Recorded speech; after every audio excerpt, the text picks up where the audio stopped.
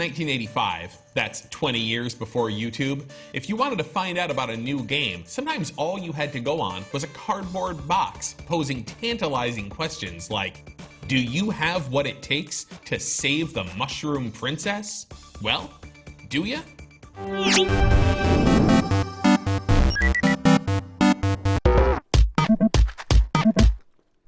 If you were one of the 40 million gamers who bought Super Mario Bros. For the Nintendo Entertainment System back in the day, you weren't just participating in the craze over one of the most influential games ever. You were interacting with physical artifacts that most gamers of today will never touch. Hi, I'm Chris Kohler, and this is Complete in Box, a series in which we take a look back at classic games by, you guessed it, going through all the physical stuff that came with a video game and discussing how these items impacted your gameplay experience. Today, we're going to take a look at the classic game, Super Mario Bros., released in 1985 for the Nintendo Entertainment System.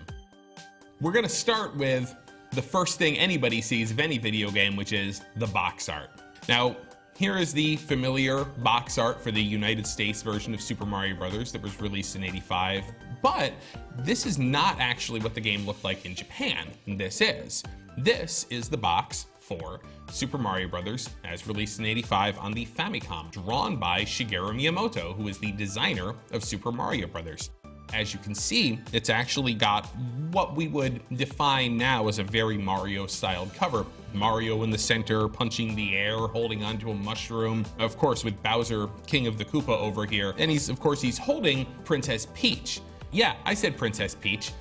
In the Japanese version of the original Super Mario Bros., this one, she was referred to as Princess Peach. She wouldn't be referred to as Peach until Mario 64 in the US. And so that's a really interesting historical fact about this, and I think you'll agree, it's a really nice illustration, but we didn't get it in America, and there's a specific reason for that. So here's what we got in America. You may notice the major design distinction here is that there's basically pixel art on the front of this box. And there's a reason why Nintendo wanted to lead with graphics that were pulled directly from the game. One of the major lessons that it learned from the 1983 Atari crash was that consumers would see these games with their gorgeous, gorgeous illustrations on the front of the box, then get the game home, pop it into their Atari, and be really disappointed by the rudimentary graphics. Nintendo wanted what you see is what you get. And it was a little bit of a humble brag too, because they were saying, hey, look, our graphics are so good, we don't need to dress it up with fancy illustrations. In later years, people have pointed out that, in fact, if you look at the scene that Nintendo has composed here on the box, he's hovering over a pit of lava, there's a wall in his way, and there's no platform under his feet, so like, probably a split second after this picture was taken, Mario was horribly burned alive. Or, who knows, maybe Nintendo was trying to tell kids in the 80s, hey, if you buy this game, you're going to be doing this, dying over and over and over and over a lot. Of course, the first thing you do after gazing upon this beautiful front of the box is to flip over to the back of the box, where you can start reading all about Super Mario Bros. And the back of the video game box is where they try to sell you on this game. So the interesting thing about the text on the back of this box is, yes, it sets up the story for the first time. To get to the princess, you'll have to climb mountains, cross seas, avoid bottomless pits, fight off turtle soldiers, and a host of black magic traps that only a Koopa King can devise. So really what they're selling here is this journey across the world. And really, I mean, that's kind of what made Super Mario Bros. So impactful. This idea that you were going on a grand adventure that was epic. That wasn't just a sort of a single screen Atari game type experience. That was how they were really trying to differentiate it. A world in a box. Okay, I don't know about you, but I'm sold. I'm ready. I'm ready to buy Super Mario Bros. You know what happens next? The universal video game experience of the 80s and 90s, which is reading the instruction manual in the back seat of the car as your parents are driving home. It's time to go inside the box. All right, let's open her up. I'm a little petrified, I'm a little scared. My copy is beautiful. I've got see the hang tab on the back of the box here is like unpunched, and it's in really nice condition, so I'm gonna be extremely careful here. So here we go. Here's our box. And here's everything that came with it. Got the Super Mario Brothers cartridge here in the gorgeous Nintendo dust sleeve that they provided with every game. There's a poster. And then here it is, the manual for Super Mario Brothers. Our first deep dive into the world of Super Mario Brothers. Let's get into the lore. Let's get into the backstory of Super Mario Brothers. One day, the kingdom of the peaceful mushroom people was invaded by the Koopa, a tribe of turtles famous for their black magic. The quiet, peace-loving mushroom people were turned into mere stones, bricks, and even field horsehair plants, and the mushroom kingdom fell into ruin. This is dark. Black magic turtles. I think that was a Santana song. Everybody was turned into stones and bricks. Also, I mean, like, doesn't Mario go around smashing all the bricks? Like, is he murdering mushroom people? I certainly hope not. Whew, okay, yeah, I mean, if you just started playing Super Mario Brothers, I mean, literally, if you only had this cartridge and put it in your NES and pressed start and started playing, you would have no idea about any of this. There's no cutscenes, there's nothing. But man, there's a lot of story here, and it's some weird stuff. Okay, so we've got, you know, basic stuff. Here's the controller. B button runs and shoots fireballs. A button jumps and swims, all that stuff.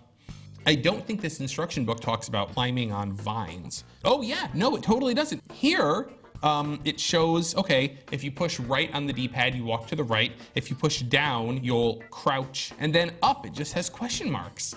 So it's like, what does the up button do? You'll have to find out about that. That's really interesting. You don't even think about this kind of stuff because it's like, of course you climb up vines, but it's interesting to go back to this booklet and think, oh yeah, that was all a big secret. Then it jumps into the enemies, and here is our very first introduction into the world of Super Mario Brothers enemies.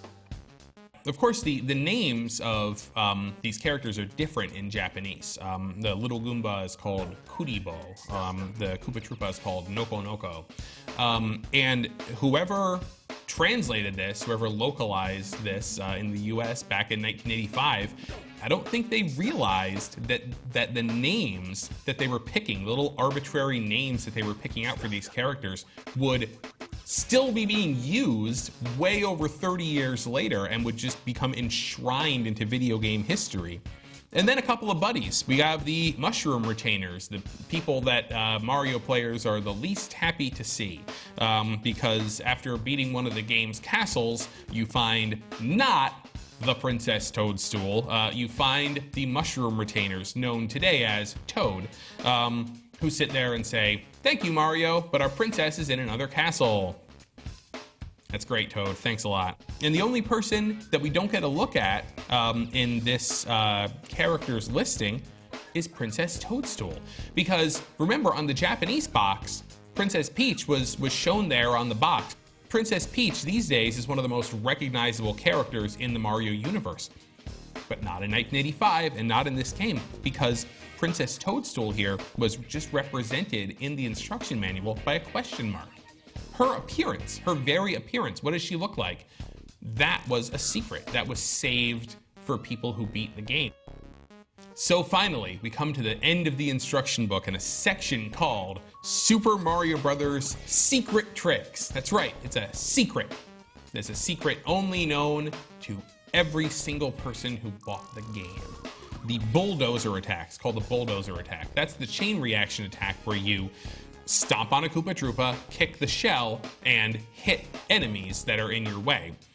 Finally, the instruction book ends on this. At the end of an area, when you jump onto a flagpole, fireworks may go off. And for each explosion, you get 500 points. The reason the fireworks go off is a secret. See if you can find it. Now today we know that the fireworks go off when you end the level. You can look at the time you have remaining, and if there's a 6 as the last digit, you get 6 fireworks. If it's a 3, you get 3. If it's a 1, you get 1. It's just one little more secret that the instruction book is sort of dangling in front of you. So as you can see here, This instruction book kind of accomplishes three things at once. Number one, gives you the backstory that the game doesn't ordinarily give you. Number two, it teaches you the things that you need to know to get started playing. And number three, it teases you with the idea that there is more here that's not being explained by this instruction book and challenging you to figure that out on your own.